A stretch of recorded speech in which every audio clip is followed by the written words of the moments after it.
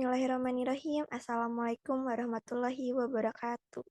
Perkenalkan, nama saya Fielda Nur Amalina dari Prodi Statistika Unisba dengan NPM 1006011119016.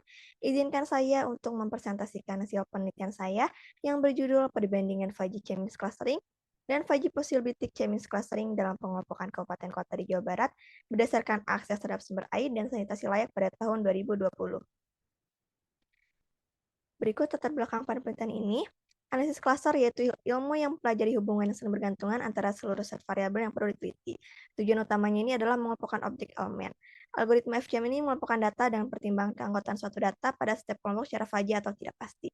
Sedangkan pada FPCM ini menggunakan konsep penguatan faji dan mempertimbangkan tingkat ketidakpastian dan pendekatan posibilistik. Di Jawa Barat, dalam melaksanakan program SDGs nomor 6, yaitu air bersih dan sanitasi layak ini, memiliki peningkatan di tahun 2020. Pengelompokan kabupaten kota menggunakan FCM dan FPCM ini diperlukan untuk mengetahui apakah pemerataan terhadap air bersih dan sanitasi di Provinsi Jawa Barat sudah baik atau belum. Dalam penelitian ini juga kedua metode dibandingkan keakurasiannya berdasarkan Partition Entropy Index. Berikut tujuan penelitiannya. Yang pertama, untuk mengetahui hasil klaster pada metode FCM. Yang kedua, untuk mengetahui hasil klaster pada metode FPCM. Yang ketiga, untuk mengetahui hasil perbandingan indeks validitas pada FCM dan FPCM, sehingga mengetahui metode mana yang paling cocok dalam penelitian ini. Tinjauan pustakanya. Yang pertama, FCM ini pertama kali diperkenalkan oleh Jean Bezdek pada tahun 1981. Berikut algoritmanya. Yang pertama, masukkan data yang akan dikelompokkan. Yang kedua, menentukan parameter. Yang ketiga, membangkitkan bilangan random UIK. Yang keempat, menghitung pusat klaster.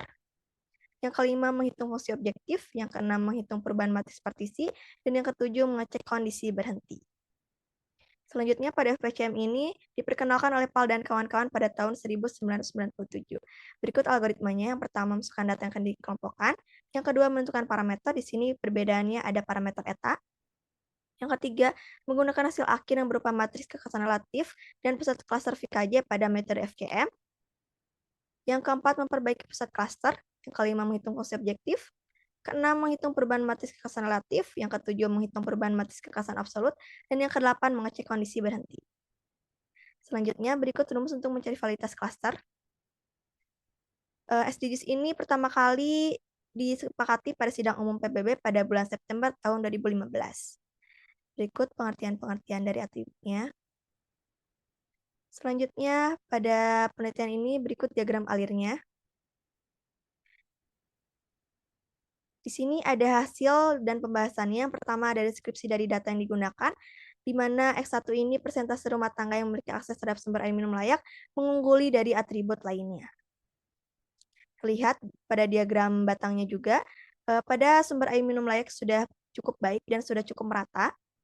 Tetapi pada akses terhadap sanitasi layak di sini masih kurang, dan tapi pada fasilitas tempat buang air besar sendiri sudah cukup baik dan sudah cukup merata. Berikut hasil pada FCM. Ini proses klaster ini berhenti di iterasi ke-31, menghasilkan pusat klaster sebagai berikut, dan fungsi objektifnya sebesar 1733,574. Di sini ada hasil pengelompokan menggunakan FCM, di mana derajat keanggotaan yang paling besar dia masuk ke klasternya. Contohnya Kabupaten Bogor ini termasuk ke dalam klaster 3. Dan menghasilkan nilai PI sebesar 0,5596. Berikutnya ada hasil pada FPCM, di mana proses klaster ini berhenti di iterasi ke-19 dengan pusat klaster sebagai berikut, dan fungsi objektifnya sebesar 1744,408. Berikut hasil pengelompokan yang didapatkan pada FPCM, di mana Kabupaten Bogor termasuk ke dalam klaster 3, Kabupaten Sukabumi termasuk ke dalam klaster 1, dan seterusnya. Nilai PI-nya sebesar 0,2297. Selanjutnya ada penentuan metode terbaik, di mana kriterianya apabila nilai PI mendekati 0, dia metode yang paling baik. Di sini FPCM mendekati 0, lebih kecil dari FCM, sehingga metode terbaiknya yaitu FPCM. Berikut profilisasi hasil klasternya menggunakan nilai rata-rata dari setiap anggota klasternya, di mana klaster 1 termasuk ke dalam klaster yang sedang, klaster 2 termasuk ke dalam klaster yang tinggi, dan klaster 3 termasuk ke dalam klaster yang rendah. Berikut anggota masing-masing klasternya. Kesimpulan dan saran pada penelitian ini yang pertama, pengelompokan 3 klaster mengukuran FCM ini menghasilkan nilai sebesar 0,5595, sedangkan pada PCM menghasilkan nilai sebesar 0,2297. Meskipun dari kedua metode menghasilkan kelompok yang sama, tetapi berdasarkan PI-nya, FPCM ini lebih baik dibandingkan FCM. Saran dalam penelitian ini yaitu penelitian lanjutan ada baiknya dilakukan dengan menambahkan atribut baru yang termasuk dalam faktor-faktor sumber air minum dan sanitasi layak. Yang kedua, pemerintah diharapkan lebih memperhatikan daerah-daerah yang termasuk dalam klaster rendah untuk dapat mewujudkan program SDGs nomor 6 ini. Berikut daftar pustaka yang saya gunakan. Terima kasih atas perhatiannya. Mohon maaf apabila ada salah kata. Wassalamualaikum warahmatullahi wabarakatuh.